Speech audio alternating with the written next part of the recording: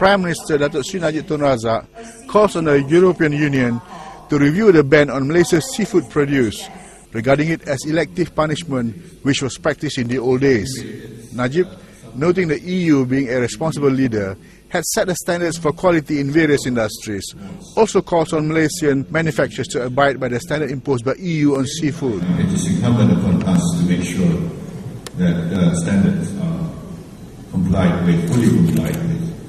And if EU takes this position, then we must make sure that every one of us will comply. Because as exporters, you will have to fulfill the requirements of your consumers, so to speak.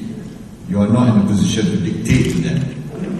Najib says this in a response to a question by integrated food manufacturer Zakaria Hashim during the inaugural Malaysia-Europe Forum at a hotel in Kuala Lumpur Thursday.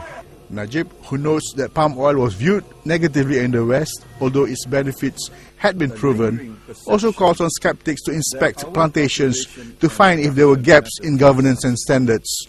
I wish to call on any skeptics who doubt that our palm oil is cultivated and harvested in a way that meets the highest standards of sustainability to come and visit us, tour and inspect our plantations, particularly Saim Darby's plantation.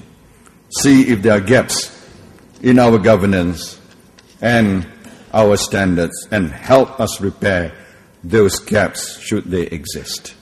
He says another challenge in the EU-Malaysia relations relate to logging and give the assurance that logging activities were carried out according to internationally recognized best practices. Razak, The Star, Malaysia.